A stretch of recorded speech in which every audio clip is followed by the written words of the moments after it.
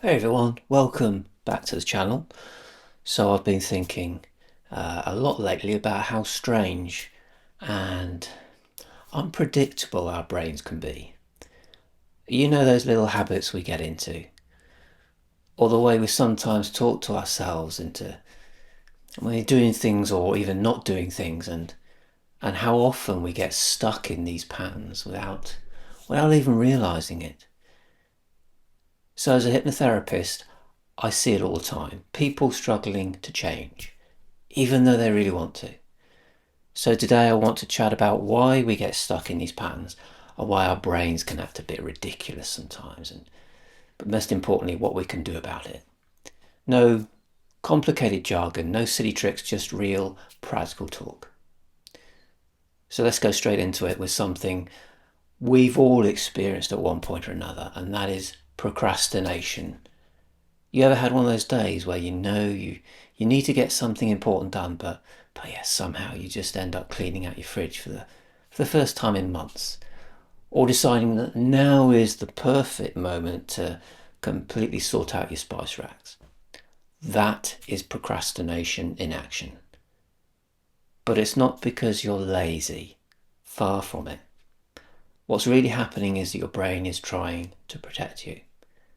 When something feels overwhelming, uncertain, or even just uncomfortable, your brain goes into what's known as avoidance mode. It says, hey, let's go and do something familiar instead, something that doesn't have the anxiety attached to it.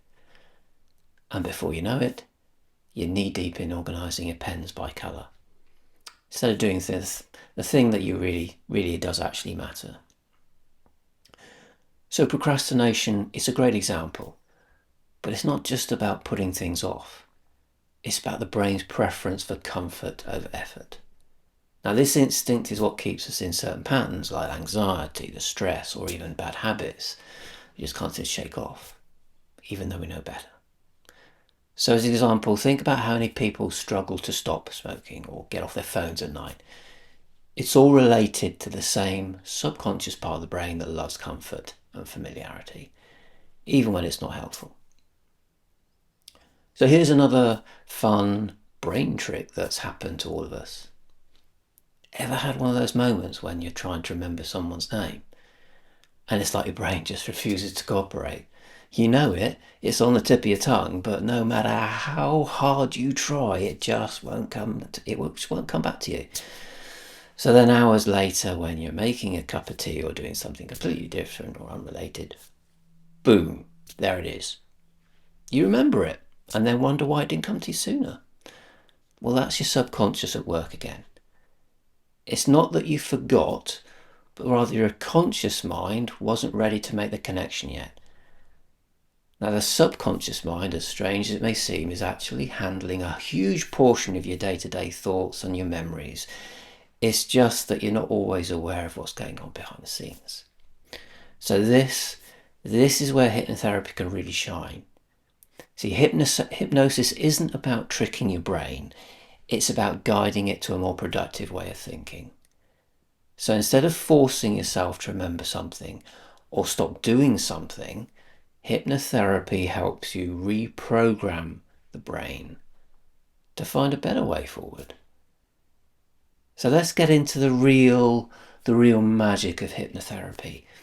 Now, you've probably heard of hypnosis, and many people think it's all about swinging watches and making people do silly things like quacking like a duck, but that's not what it's all about. What hypnosis really is a focused state of mind where the brain is more open to suggestion. It's not about losing control or being asleep.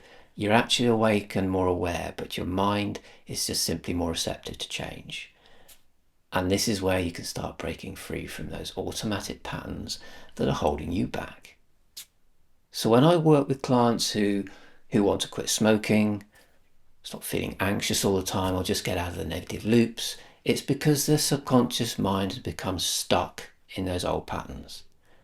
And it's not that they don't want to change, it's just that willpower alone isn't enough.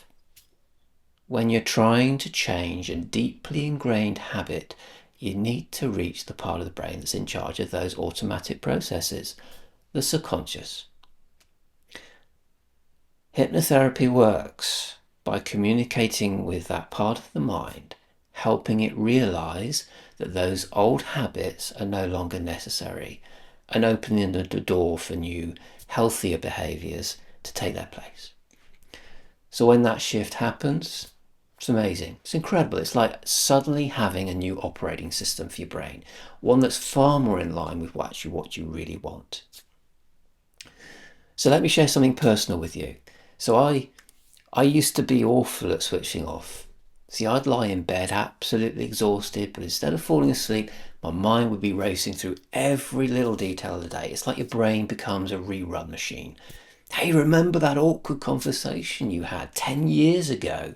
Let's think about that again. It was frustrating. But then I realised this is exactly why we need to take control of our thoughts. And let me tell you, once I started using the same techniques I teach my clients, my brain became a lot better at turning off. The trick isn't in trying to force yourself to sleep or stop thinking, but in learning how to calm your mind in a way that works with it. So once I gave myself permission to just be and stop trying to fight against my brain, things started shifting. And that's what I teach my clients, how to get comfortable with your thoughts without letting them control you. So let's talk about habits. Our brains are fantastic at forming habits, good, bad, or even indifferent. You ever driven somewhere and realised halfway there that you don't even remember the journey? Your brain just switches into autopilot because it's done that same route so many times before. And that's great when you're doing something routine like brushing your teeth or driving to work. But what happens then when those habits aren't so helpful? Like when you're stuck in a habit of worrying about everything, eating when you're stressed, or scrolling through your phone late at night instead of getting some quality sleep. Well, the good news is, if your brain can form these habits, it can also unlearn them. And that's where hypnotherapy comes in. We work with that deeper part of the mind where habits are stored and make small shifts that can lead to big changes. It's like giving your brain a little nudge just in the right direction. All right, so here's a very quick, a very easy technique that can help you the next time you're feeling stuck or overwhelmed. It's a simple mindfulness trick that you can use anywhere. So firstly, close your eyes. Take a slow, deep breath in. Hold it a few seconds and then exhale slowly, letting go of any tension within your body now. And imagine yourself in a place where you feel completely calm and at ease. Maybe you're in a garden or on the beach, whatever works for you. And as you breathe, just focus on that sense of calm spreading through your body. Let your brain take the break from all those busy thoughts. Experience the stillness.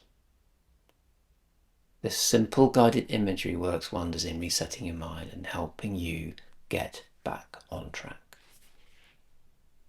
So here's another thing I recommend to all my clients: breaking the big task into smaller, more manageable steps. You ever look at a big project and feel completely overwhelmed? Like, where do you even start? So instead of telling yourself, I have to finish this huge project, try breaking it down to one tiny, simple action. So, for example, if you need to write a report, just tell yourself, I'll open the document, type one single sentence. Sounds ridiculously easy, right? But once you start, your brain stops resisting. It's like that first step is the hardest, and once you take it, everything else just flows more easily.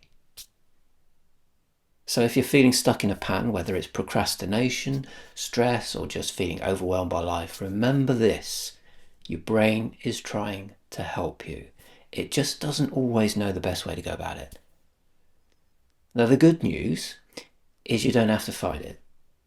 You can learn to work with your brain to help it get unstuck and and find new, better ways of thinking and behaving.